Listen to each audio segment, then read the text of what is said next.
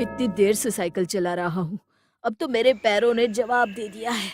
एक काम करता हूँ, थोड़ी देर उस बड़े पेड़ के नीचे बैठकर आराम कर लेता हूँ। फिर दीपक एक बड़े से पेड़ के नीचे बैठकर आराम करने लगता है।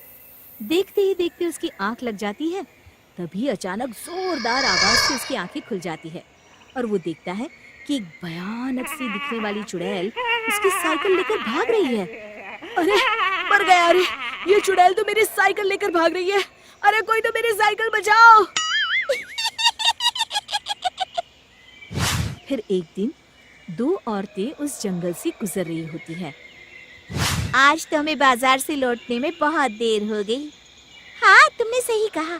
आज भी अगर मैं देरी से घर पहुंची तो मेरा पति तो बहुत नाराज हो जाएगा।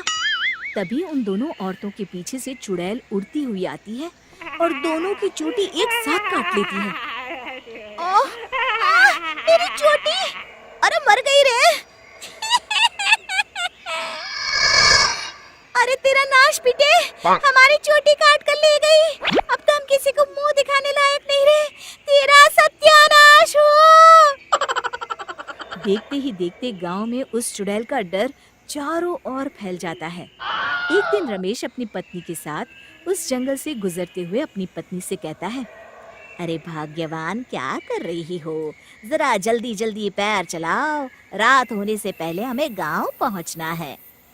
और कितनी तेज चलूं जी? आप तो हर वक्त बस मुझे डांटते ही रहते हैं। तभी वो चुड़ैल उड़ती हुई आती है और रमेश के बाल पकड़कर हवा में उसे उड़ा कर ले जाती है। अरे मर गया रे! अरे चुड़ैल तो मुझे कहाँ लिए जा रही है? अरे कोई तो बचाओ रे! हाय, मेरे पति को चुड़ैल उठा कर ले जा रही है। कोई मेरे पति को बचाओ! चुड़ैल की रोज रोज की इन हरकतों से तंग आकर एक दिन सभी गांव वाले इस समस्या से छुटकारा पाने के लिए मुखिया जी के घर पहुंचते हैं। अरे मुखिया जी, बाहर आइए! तभी मुखिया घर से बाहर आते हैं। अरे क्या बात है भाइयों, आप सभी गांव वाले यहाँ एक साथ क्यों आए हैं?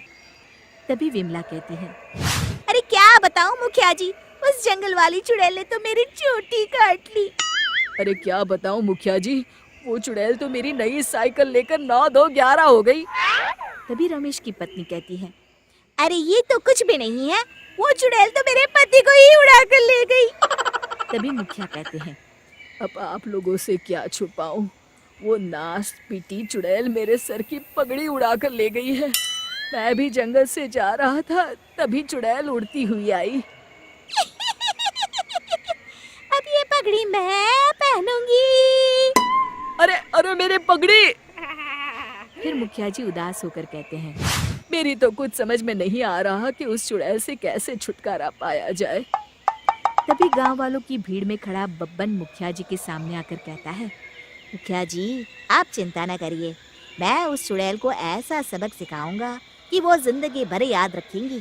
तभी गिरधारी कहता है, बड़ा आया चुड़ैल को सबक सिखाने। बेटा, अभी तुम्हारा बाला उस चुड़ैल से पड़ा नहीं है।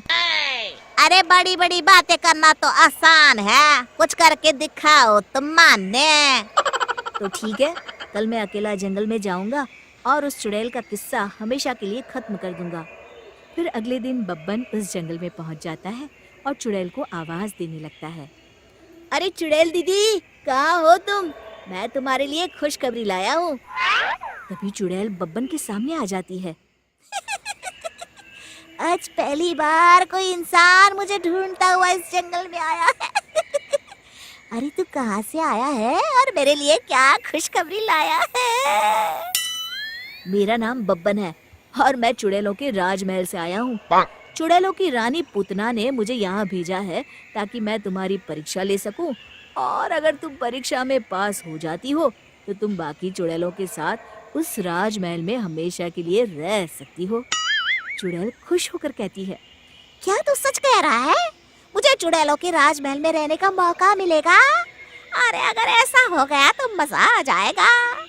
वैसे भी मैं इस जंगल से तंग आ चुकी हूँ। हाँ हाँ, तुम्हें राजमहल में रहने का मौका मिलेगा। चलो पहले मेरे कुछ सवालों का जवाब दो। सबसे पहले ये बताओ कि तुम्हारे अंदर क्या क्या शक्तियाँ हैं और तुम उनसे क्या क्या कर सकती हो? मैं गायब हो सकती हूँ, बड़े बड़े हाथियों को हवा में घुमाकर फेंक सकती हूँ, और इतना ही नहीं, मैं किसी का भी रूप धारण कर सकती हूँ। ये सारी खूबियां तो सभी चुड़ैल में होती है।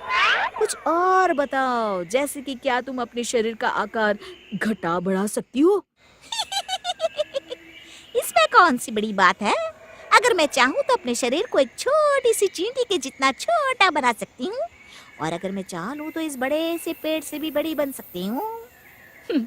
मुझे तुम्हारी बातों पर विश्वास नहीं है। आंखों से देख लूंगा तभी मानूंगा।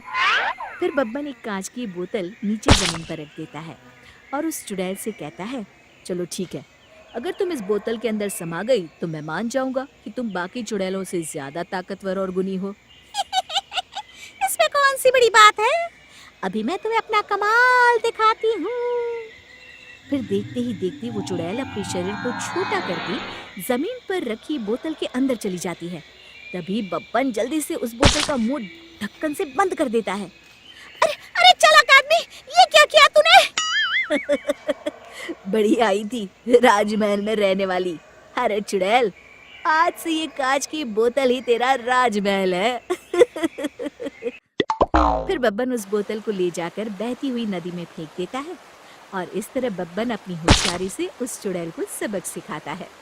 शिक्षा, हिम्मत और होशियारी से दुनिया की बड़ी से बड़ी समस्या पर विजय प्राप्त की जा सकती है। दोस्तों, हमें उम्मीद है कि आपको हमारी ये कहानी पसंद आई होगी। कृपया हमारे चैनल को सब्सक्राइब करें और सभी अपडेट्स के लिए बेल आइकन जरूर दबाएं। और हाँ, वीडियो लाइक और शेयर करना मत भूलिएगा। Bye bye.